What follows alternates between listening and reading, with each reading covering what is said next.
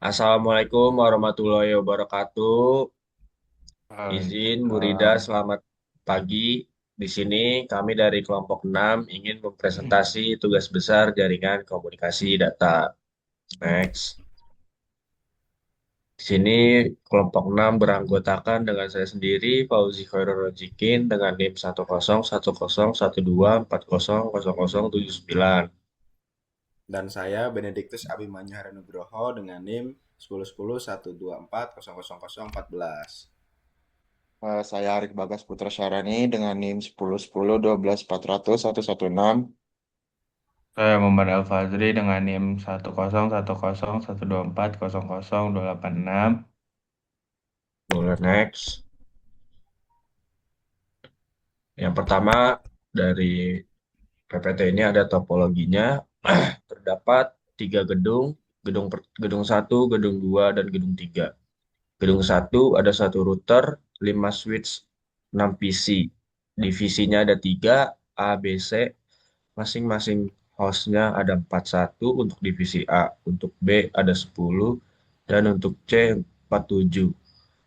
Untuk gedung 2 ada satu switch dan 2 PC. Terdapat divisi D juga dengan ada 15. Terakhir, gedung 3 ada satu router dan satu switch. Next. Selanjutnya, di sini ada bagian VLSM. Pada bagian ini, kami menerapkan VLSM untuk membagi alamat IP sesuai kebutuhan setiap segmen jaringan, supaya tidak ada alamat IP yang terbuang sia-sia, karena setiap subnet ukurannya disesuaikan dengan jumlah host yang dibutuhkan. Kami mengurutkan subnet dari kebutuhan host terbanyak ke yang tersedikit. Terus di sini terdapat subnet divisi A dan C dengan 62 host usable untuk PC divisi A 10.6065 sampai 126 dan divisi C 10.601 sampai 62. Prefiksnya 26. Untuk subnet divisi D pakai prefiks 27 yang artinya 30 host usable. Subnet divisi B pakai 28 prefix dengan 14 host usable. Untuk subnet server pakai 29 prefix, yaitu 6 host usable. Karena server dan router gedung 3 tidak butuh banyak halaman. Untuk link antar router gedung 1 ke gedung 3 atau gedung 2 ke gedung 3 dan gedung 3 ke router internet, kami pakai prefix 30 karena link to point hanya butuh dua alamat IP. Selanjutnya, untuk network address-nya 10.6064, usable range-nya ada di 10.6.65 sampai 10.6.126. Broadcast address-nya 10.6.0.127. Mungkin dari bagian VLSM cukup segitu aja. Boleh di next, Bi. Selanjutnya di sini kami melakukan ping PC dari divisi A ke PC, divisi B, C, D, gateway divisi A, dan server.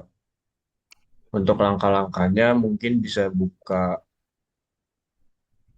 pakai tracernya, terus kita akan ngeping pada bagian divisi A ke divisi PC B, C, D, gateway divisi A, dan server. Boleh di next, Bi. Ini untuk ngeping divisi B ke PC divisi A, C, D, gateway divisi B, dan server. Caranya sama seperti yang sebelumnya dari PC divisi A ke divisi B, C, D, hanya melakukan ping saja. Selanjutnya, Bi, ini juga masih sama, ngeping dari divisi C ke PC divisi A, B, D, gateway divisi C, dan server. Next. Mungkin boleh dilanjut dengan rekan saya, Ari, silakan. Selanjutnya Selanjutnya kita ada menguji ping di divisi D. Di divisi sendiri ini berada pada segmentasi di jaringan di gedung 2. Kita menguji ke seluruh entitas di luar gedung, yaitu di PC divisi A, B, dan C yang ada di gedung 1 serta di servernya. Seperti yang kita tampilin, itu kita uji ping di divisi A, alamat IP-nya 10.6.0.66, hasil akhirnya itu sukses, 0% loss, nggak ada. Terus latensi rata-ratanya itu 0 ms, maksimalnya 2 ms. Untuk ping di divisi B, PC divisi B, itu alamat IP-nya 10.6.0.162, hasil akhirnya itu sukses, 0% loss, latensi rata-ratanya 3 ms, maksimal 13. Di PC divisi C dengan alamat IP 10.6.2, sukses, hasil akhir sukses 0%, lossnya latensi rata-ratanya 2 ms, maksimal 10 ms. Untuk di ping di server di gedung 3 dengan alamat IP-nya 10.6.0.178, hasil akhirnya sukses 0% loss, latensi rata-ratanya itu 0 ms dan maksimalnya 2 ms.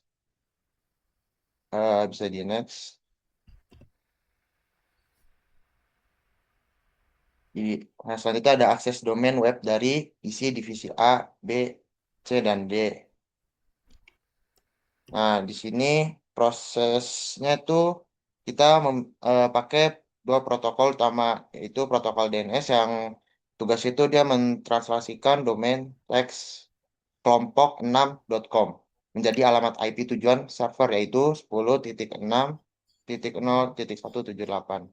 Nah, terus yang kedua, setelah IP didapatkan, browser melakukan request HTTP ke server. Hasil pengujian menunjukkan status berhasil terkoneksi, di mana halaman web utama kami dapat memuat secara sempurna.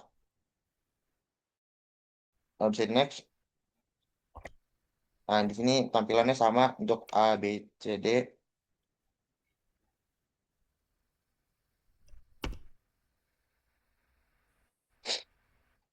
Selanjutnya ada DNS resolution. Di sini eh, eh, kita untuk mau ngecek, kita menulis ns lookup kelompok.com. Eh, Nanti dia akan muncul server address non authoritative answer, nama kelompok 6.com, dan alamat IP-nya kelompok 6.com ini di mana, yaitu di 10.6.0.178. Eh, Selanjutnya bisa diteruskan oleh rekan saya. Oke, jadi di sini lanjut ke routing tabel gedung satu. Jadi cara melihat routing tabelnya itu dengan memasukkan kode yaitu show IP route. Pada slide ini ditampilkan routing table pada gedung satu. Routing table sendiri berfungsi sebagai daftar jalur yang digunakan router untuk menentukan kemana paket akan dikirim. Di dalam tabel terdapat informasi seperti network tujuan, subnet mask, dan next hop atau jalur yang harus dilewati paket. Router gedung satu terhubung dengan beberapa subnet seperti divisi A, divisi B, divisi C. Karena itu, router harus mengetahui jalur menuju masing-masing jaringan tersebut. Terus, ketika ada paket yang masuk, router akan membaca routing table terlebih dahulu untuk menentukan apakah tujuan berada di jaringan lokal atau harus diteruskan ke router lain. Jika tujuan berada di jaringan lain, maka paket akan diteruskan melalui next hop yang sudah tercatat router. Jadi routing table ini sangat penting karena membantu router mengarahkan paket agar bisa sampai ke tujuan yang benar. Lanjut, Abi.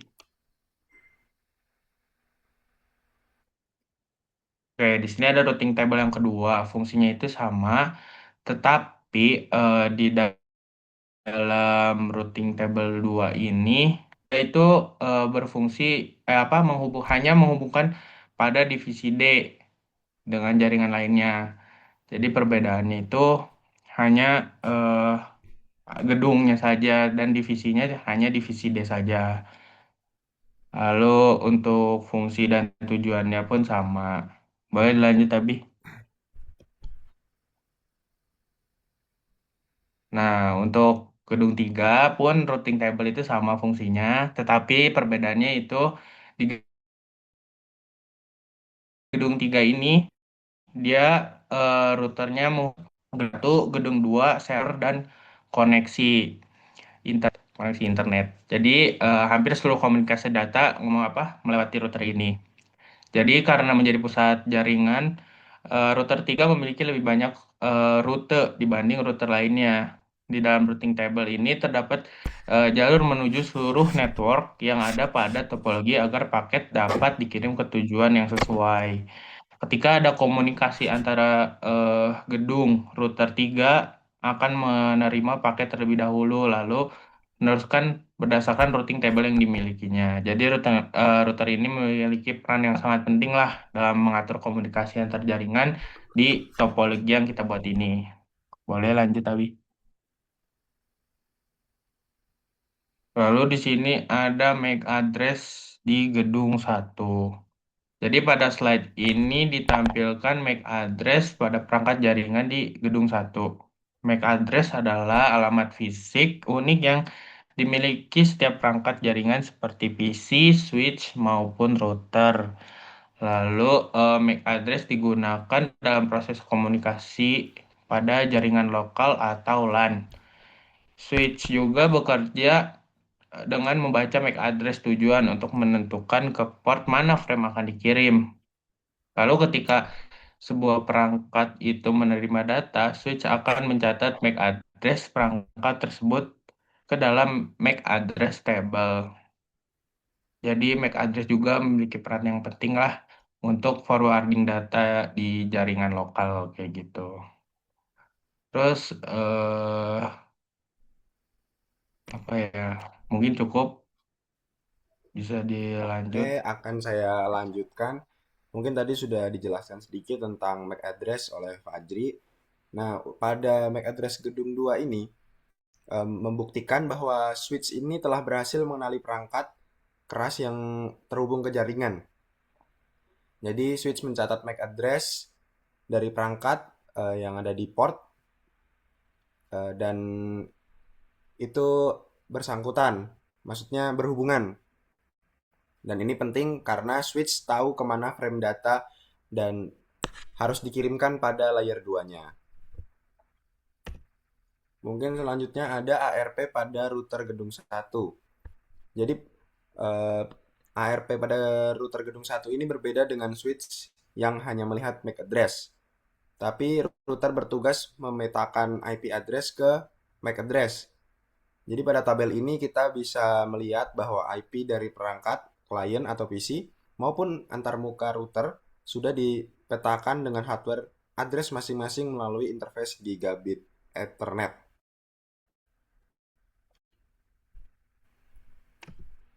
Nah, untuk selanjutnya kita akan menjelaskan proses protokol DNS dan HTTP di simulation mode packet tracer. Jadi saat PC ini ingin membuka website, itu PC kan tidak mengerti nama domainnya. Jadi PC hanya mengerti IP address. Oleh karena itu, yang pertama, tahapan yang pertama yang terjadi adalah proses DNS.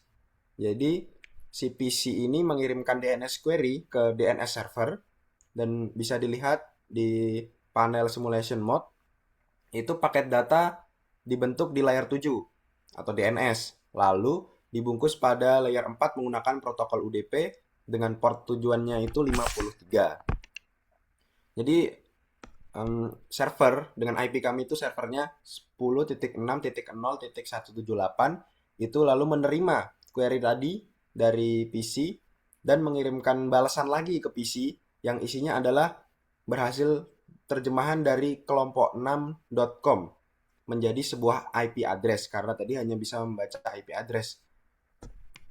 Jika tidak melalui proses ini, PC tidak akan tahu kemana request web harus dikirimkan. Jadi seperti alurnya ini, server menerima HTTP request ini, lalu merespon dengan mengirimkan data halaman kelompok 6. Ini saya lanjutkan ke slide-nya. Lanjut ke HTTP karena berhubungan dari DNS mengirim, lalu prosesnya ke HTTP.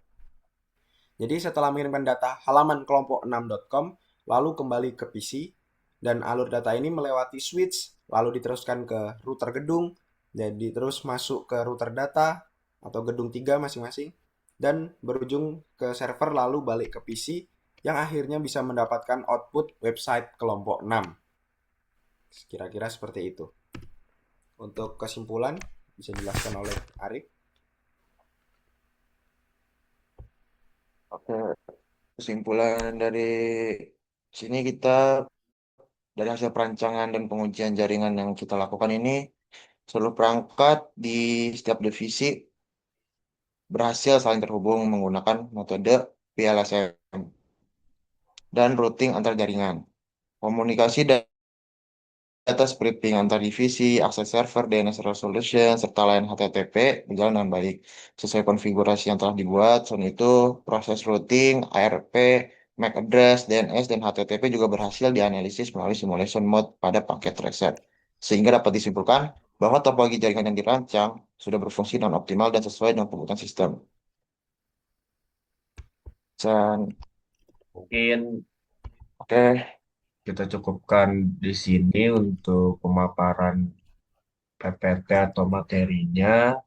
Kurang lebih, Ibu Rida dalam penyampaiannya mohon maaf. Bila ada salah kata juga mohon maaf. Cukup sekian. Wassalamualaikum warahmatullahi Assalamualaikum wabarakatuh. warahmatullahi wabarakatuh. wabarakatuh. Terima kasih.